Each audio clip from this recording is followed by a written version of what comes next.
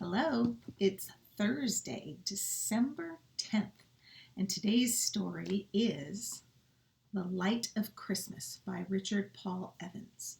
Richard Paul Evans has written a lot of books. Lots of them are children's books, and many of them are adult books, and I love them all. I hope you'll enjoy The Light of Christmas.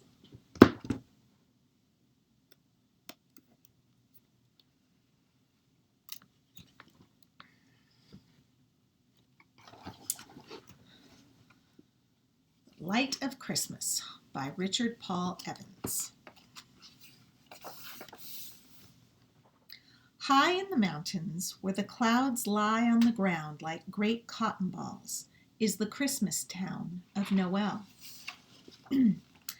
Noel is surrounded by tall white city walls that sparkle in the sun and city gates of pure silver striped red like candy sticks. In the center of the town is a square where a tall Christmas tree is decorated all year long. But even more important than the tree is the great brass Christmas torch next to it. For here, on Christmas Eve, the keeper of the flames comes to light the torch, bringing the brightness and warmth of Christmas to the entire world.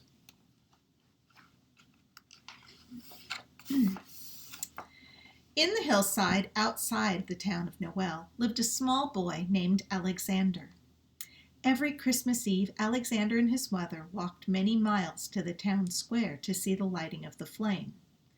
But the last few years it had been too difficult for his mother to make the long walk, and Alexander had to go alone. Only a week before Christmas, Alexander ran into their small cottage. "Have you heard, Mother? This year, the keeper of the flame will choose someone new to light the torch." "Who will he choose?"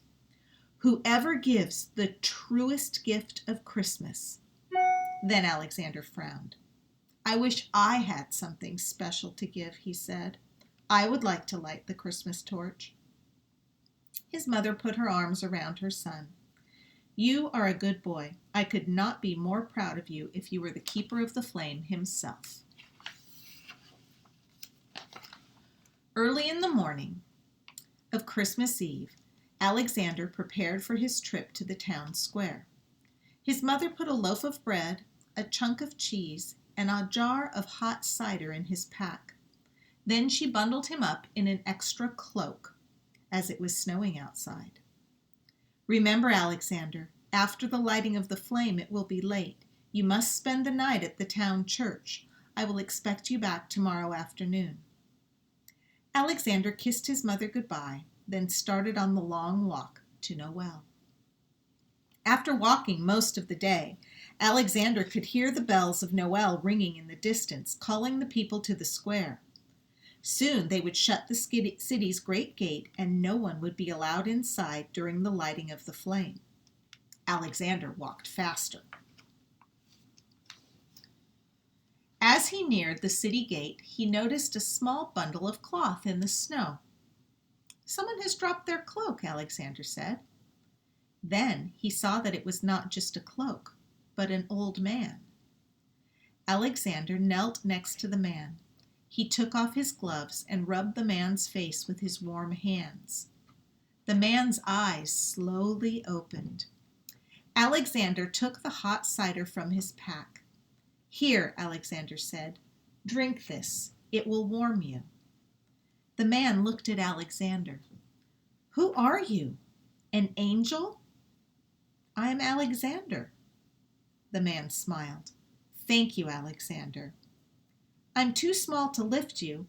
I will get help in the city," Alexander said, and he put his extra cloak around the old man. Alexander ran through the city gates to find someone to help him, but no one would leave the square. "The gates will close soon," they all said. "We would miss the lighting." Then the large gates did begin to close.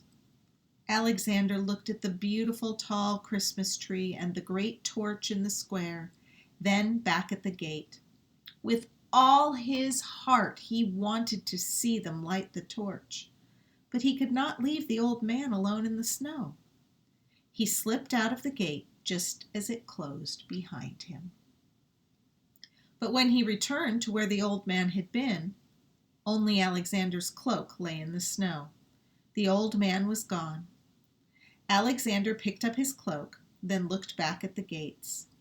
They were locked, only to be opened when the lighting was done. Already it was getting dark, and it was too late to go home. He sat down next to the gate to wait, wiping back his tears. Then Alexander heard a creak, and to his surprise, the gate opened a crack. Alexander jumped to his feet and quickly ran inside.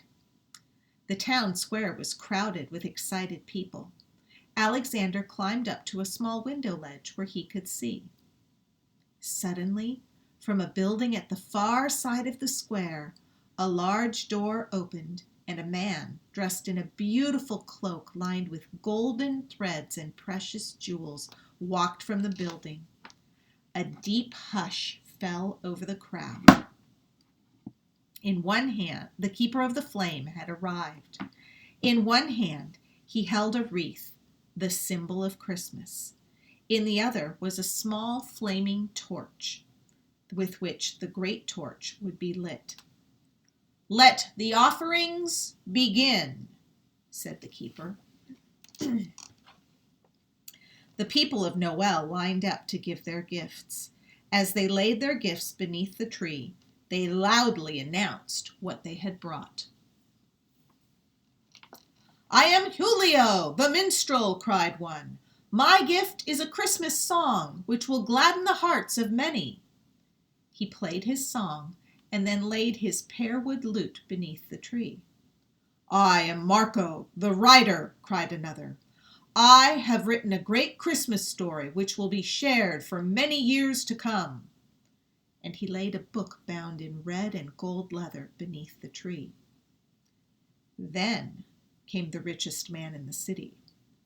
"I am Maurizio, the jeweler. I have made a golden ornament for the tree." The crowd clapped when they saw the ornament. It was of pure gold with red and green jewels, the colors of Christmas. Surely this was the best offering of the evening.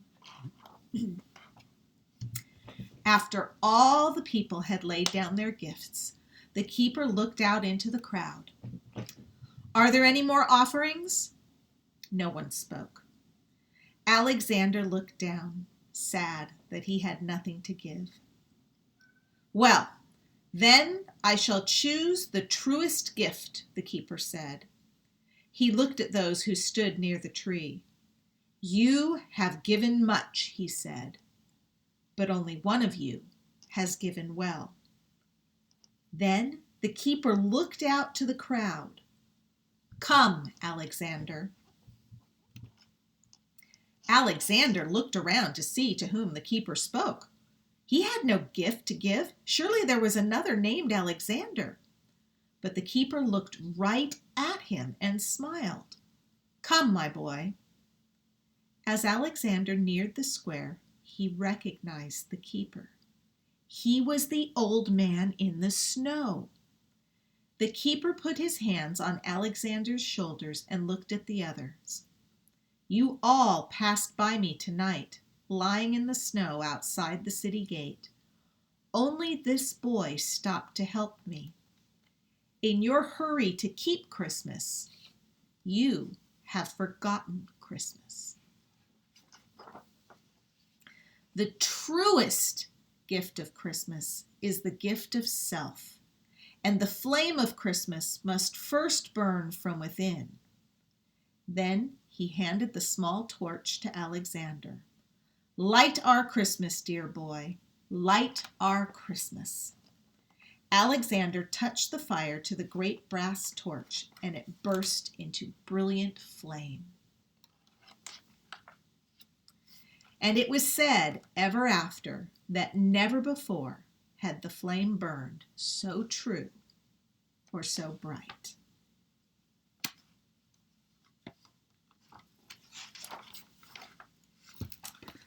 hope you enjoyed the light of Christmas. And remember, keep Christmas true. See you tomorrow.